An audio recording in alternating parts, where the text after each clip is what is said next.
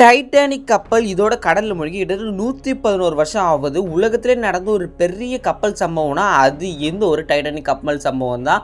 ஆனால் இன்னைக்கு வரைக்குமே இந்த ஒரு கப்பலோட விஷயங்கள் ரொம்பவுமே மர்மமாக இருக்குது. என்னடா சொல்கிறேன், நார்மலாக ஐஸ் கட்டியில் மோதி அதுக்கப்புறம் தானே ஏதோ டேமேஜ் ஆகி விழுந்துருச்சுன்றாங்க. இது வந்து அந்த டைட்டானிக்ன்ற படத்தில் காமிச்சிருப்பாங்க. ஆனால் உண்மையாக நடந்தது இன்னைக்கு வரைக்கும் யாருக்குமே தெரியாது.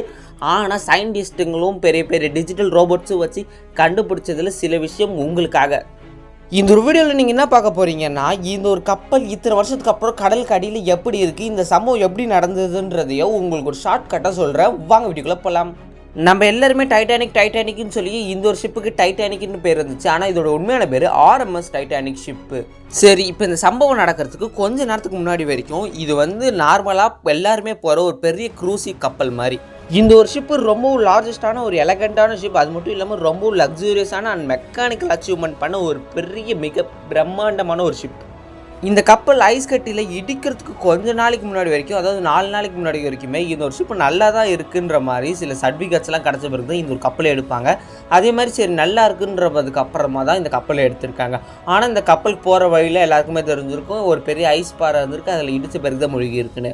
ஆனால் இதுக்கு பின்னாடி எக்கச்சக்கமான ரீசன்ஸ் இருக்குது. அதை வாங்க ஒன் பை ஒன் பார்க்கலாம். முதல்ல இந்த கப்பல் இடிஞ்சோடனே இது 2 துண்டாக ஆகிருக்கு. அப்போ கிட்டத்தட்ட 2 மணி நேரமாக இந்த ஒரு கப்பல் வந்து தண்ணியில் மிதந்துக்கிட்டு அதுக்கப்புறமா 1500 பேசஞ்சர்ஸோட இந்த ஒரு கப் மொத்தமாக இறந்துடுச்சு. அதாவது இன்றைக்கி வரைக்குமே ஒரு பிக்கஸ்ட் ஷிப் டிசாஸ்டர் அப்படின்னு ஒன்று பார்த்தீங்கன்னா இந்த ஒரு டைட்டானிக் ஷிப்பு வந்து லிஸ்ட்டில் வரும். ஆனால் இது ஏன் இவ்வளோ ஐஸ் கட்டியில் இடிச்சு தான் முழுகுச்சான்றது நம்மளுக்கு யாருக்குமே தெரியாது. ஏன்னா இந்த ஒரு கப்பலை ஓட்டுறவங்க நார்மலாலாம் ஓட்ட மாட்டாங்க. ரொம்பவுமே சர்டிஃபைடான ஒரு கேப்டன்ஸ் தான் ஓட்ட விடுவாங்க. ஏன்னா இது ரொம்பவும் பெரிய ஷிப்பு. இதை ஹேண்டில் பண்ணுறது வந்து மிகப்பெரியவங்களுக்கு தான் தெரியும். சரி, இந்த ஒரு கப்பல் இடிஞ்சு கிட்டத்தட்ட நியூ ஃபவுண்ட்லேண்ட் அப்படின்ற ஏரியாவிலேருந்து கிட்டத்தட்ட 600 கிலோமீட்டர் தள்ளி இந்த ஒரு டைட்டானிக் ஷிப் வந்து அடியில் இருக்குது. இப்போ கூட நீங்கள் ரீசெண்டாக பார்த்தீங்கன்னா இந்த ஒரு கப்பலை கண்டுபிடிக்கிறதுக்காக ஒரு க்ரூ மெம்பர்ஸ் வந்து, அதாவது சப்மெரீனில் வந்து போய் அந்த ஒரு சப்மெரீன் நடுவில் ப்ரெஷரில் வந்து வெடித்து உள்ளே இருக்கிற எல்லாருமே தண்ணிக்குள்ளேயே செத்துட்டாங்க.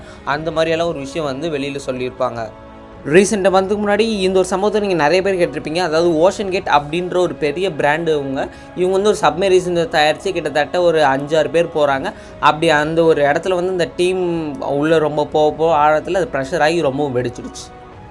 ஆனால் உண்மையான காரணத்தை கண்டுபிடிக்க இன்றைக்கி வரைக்குமே சயின்டிஸ்ட்டும் அந்த டிஜிட்டல் டெக்னாலஜி ரொம்பவே அதில் வந்து ஒரு ஆர்வமாக இருக்காங்க. ஏன்னா இவ்வளோ பெரிய கப்பல் ஏன் இடிஞ்சு இதில் இவ்வளோ பெரிய ஆபத்து ஏன் சந்திக்கணும் அப்படின்ற மாதிரி கேள்வி எக்கச்சக்கமான பேர் இன்றைக்கி வரைக்குமே தேடிக்கிட்டு இருக்காங்க.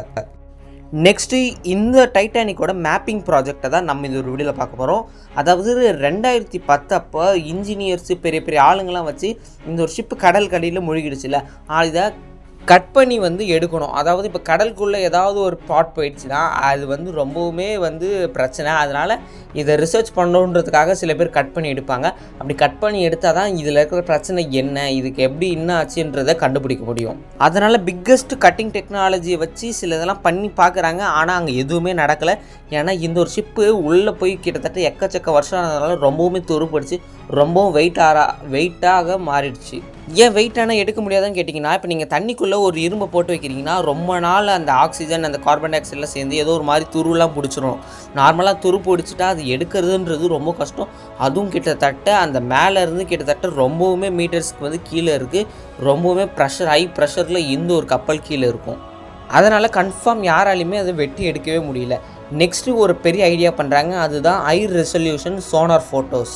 அதாவது இந்த ஒரு கேமரா வந்து பார்த்திங்கன்னா கிட்டத்தட்ட கோடிக்கணக்கு ரூபா வரும். அதாவது இந்த கேமரா என்ன பண்ணணும்னா இந்த கப்பலை சுற்றி அதாவது இப்போ இந்த கடலுக்குள்ளே போச்சு இந்த கப்பலை வந்து சுற்றி வந்து ஃபோட்டோ மாதிரி எடுக்கும். ஆனால் கரெக்டான ஃபோட்டோஸ் கிடையாது. இது வந்து 3D மாடலில் வந்து ஒன்று எடுப்பாங்க.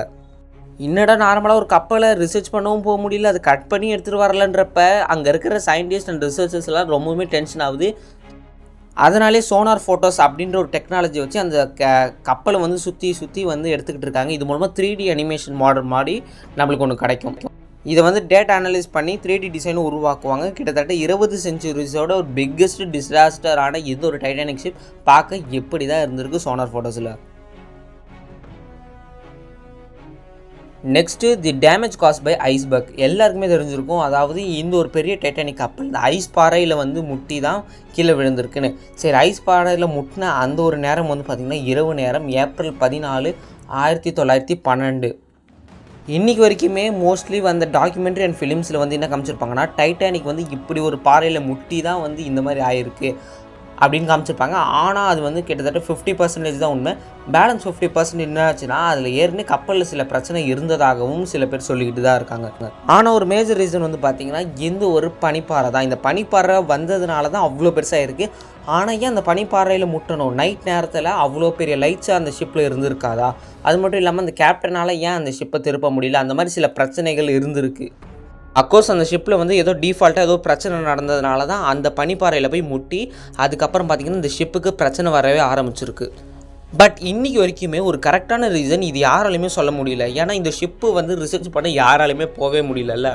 இந்த ஷிப்பு ரொம்பவும் பெருசாக இருக்கிறதுனால ஷிப்போட ஃப்ரண்ட் பார்ட்டை மொசைக்குன்னு சொல்லுவாங்க. அது வந்து ரொம்பவுமே பெருசாக இருக்கும். அதுக்கப்புறம் பார்த்திங்கன்னா இந்த டைட்டானிக் ஷிப்பில் 2 ஹோல்ஸ் இருக்கும். இதை வச்சு தான் ஏதோ ஒன்று கண்காணிக்க முடியும். அந்த இதே வந்து ரொம்ப செயல் இருந்ததாக அப்படின்றாங்க. அதுக்கப்புறம் ரொம்ப நாள் கழிச்சு துருப்பிடிச்சதுக்கப்புறம் இந்த ஒரு இடம் இப்படி தான் இருக்கும் அந்த மாதிரி கேமராவில் காமிக்கிறாங்க. இந்த 2 ஹோல்ஸ் அப்போ வந்து ரொம்பவுமே ஏதோ ஒரு பிரச்சனையாகிடுச்சு. அதனால தான் எங்களால் எதுவும் பண்ண முடியல. அந்த மாதிரி சில ரீசன்ஸை வந்து சயின்டிஸ்ட்டுங்க ரிசர்ச்சர்ஸ் வந்து கொஞ்சம் கண்டுபிடிக்கிறாங்க. சரி, இப்போ அடுத்த விஷயத்துக்கு வருவோம். அதாவது இந்த ஷிப் எப்படி உடஞ்சது அப்படின்ற காரணத்துக்கு. இந்த ஷிப்பு முதல்ல அந்த ஐஸ் கட்டியில் மோதினோடனே 2 பெரிய ரீசன். இந்த ஒரு ஷிப்பு வந்து பார்த்திங்கன்னா ரொம்பவுமே பிரம்மாண்டமான ஒரு பெரிய ஷிப்பு. இதில் முதல்ல இது இடித்தோடனே கீழே அடிபாகம் வந்து முதல்ல தண்ணி வந்து ரொம்பவுமே அதிகமாகிடுச்சு. அதுவும் அந்த நடு கடலில் போகிறப்ப ப்ரெஷர் வந்து ரொம்பவுமே அதிகமாக இருக்கும். இப்போ கரையாக இருந்ததுன்னா ஓரமாக எங்கேயாவது ஒதுங்கி இருக்கலாம். ஆனால் நடு கப்பலில் என்ன பண்ணுறதுனே தெரியல. நடு கடலில் என்ன பண்ணுறதுனே தெரியல. அப்போ லைட்டாக தண்ணி உள்ளே வர ஆரம்பிச்சிது. அதுவும் செம்ம ப்ரெஷரோடு வந்திருக்கு. எப்பயுமே ஒரு இடத்துல செம ப்ரெஷர் வந்துருச்சுன்னா அதால் எதுவுமே பண்ண முடியாது. அடுத்து மக்கள் எல்லாம் வெளியில் வந்தே ஆகணும். ஏன்னா உள்ளே வந்து கிட்டத்தட்ட ஆயிரக்கணக்கான மக்கள் இருக்காங்க. முதல்ல அவங்கள எல்லாருமே வெளில இருக்க லைஃப் போட்ஸ் தேவை. அப்படி இந்த லைஃப் போட்ஸ் வந்து கிட்டத்தட்ட அங்கே எத்தனை இருக்குன்னா ஒரு 50க்கு மேற்பட்டு கொஞ்சம் தான் இருக்குமே. இன்னும் 50 இருக்கணும், 50க்கு மேலே இருக்கும். ஒரு லைஃப் போட்டில் கிட்டத்தட்ட ஒரு 20-30 கிட்ட பேர், ஒரு 50 பேர் கிட்ட உட்காரலாம்னு வச்சுக்கோங்களேன். ஒரு லைஃப் போட்டு கிட்டத்தட்ட 50லேருந்து 60 இருக்குது. சரி, எல்லாருமே ஏற்றியாச்சு. ரொம்ப டேமேஜ் ஆக கப்பல் வந்து கிட்டத்தட்ட 2 மணி நேரம் 2.5 ஹவர்ஸ் தான் இருக்குது. அப்புறம் கொஞ்சம் கொஞ்சமாக வந்து முழுக ஆரம்பிக்குது. ஏன்னா கப்பல் வந்து அந்த தண்ணிக்குள்ளே போக போக வெயிட்டும் அதிகமாகிடும். உள்ளே இருந்த கேப்டன்ஸ் எல்லாருமே வந்து என்னென்னமோ பண்ணி பார்க்குறாங்க. ஆனால் கப்பலை எந்த வகையிலுமே காப்பாற்ற முடியல. அன்றைக்கி அவங்க போகிற நைட்டு தான் லாஸ்ட் நைட்டுன்றது அவங்க யாருக்குமே நினச்சும் பார்த்துருக்க மாட்டாங்கல்ல. கொஞ்ச நேரம் கழித்து அந்த கப்பல் வந்து நடுபாகம் இருக்குல்ல, அந்த கப்பலோட நடுபாகம் வந்து ரொம்பவுமே கிராஷ் ஆகிடுது. அது அப்படியே நினச்சி பார்க்க முடியாத அளவு நொறுங்கி போயிடுது அந்த இடத்துல. அதுக்கப்புறம் வந்து பார்த்திங்கன்னா கப்பல் 2ஆக பிரேக் ஆகுது. அப்படி பிரேக் ஆகிறப்ப முதல்ல பேக் சைடு வந்து ரொம்பவுமே உடஞ்சி போயிடுது. முதல்ல ஃப்ரண்ட் சைடு வந்து கடலுக்கு அடியில் போயிடுது. அடுத்து இது பேக் சைடு வந்து போகுது. இது போகிற 2மே வந்து பார்த்திங்கன்னா செம்ம ப்ரெஷரோடு போயிட்டு இருக்குது. ஏன்னா கப்பல் ரொம்ப உடஞ்சிருச்சு. இப்போ இதுக்கு பேலன்ஸ் இல்லை. ரொம்பவுமே வெயிட்டு, ப்ரெஷர் அதிகம் தண்ணிக்கு, கடலுக்கு நடுவில். இதை அன்சப்போர்ட்டட் வெயிட்டுன்றாங்க. இந்த அன்சப்போர்ட்டட் வெயிட்டு தான் வந்து ரொம்பவுமே பிரச்சனையாச்சு. அதாவது இந்த கப்பலோட நடுபாகம் உடஞ்சோடனே இவ்வளோ பெரிய பிரச்சனையே ஆயிருக்கு. இந்த ஒரு கப்பல் எப்படி வந்தது, இதில் மூலமாக எத்தனை பேசஞ்சர்ஸ் ஆபத்தாக இருக்காங்க, இந்த கப்பல் எப்படி உடஞ்சிருக்கு, இதை ஏன் எடுக்க முடியலன்றது தான் இந்த ஒரு வீடியோவில் பார்த்துருப்போம். ஆனால் இந்த ஒரு டைட்டானிக் கப்பல் இன்றைக்கி வரைக்குமே ஒரு பெரிய சம்பவம் பண்ணிக்கிட்டு இருக்குது. யாராலையுமே இதனோட கரெக்டான ரீசன்ஸ் கண்டுபிடிக்க முடியல. ஸோ இந்த வீடியோ இத்தோட முடிச்சுக்கிறேன். இந்த வீடியோ பிடிச்சா லைக் பண்ணி ஷேர் பண்ணி மறக்காமல் உங்கள் கருத்துக்களை கமெண்ட்ஸில் சொல்லுங்கள். இதே மாதிரி இன்னொரு சூப்பரான வீடியோவில் பார்க்கலாம். டாடா பை பை, see you.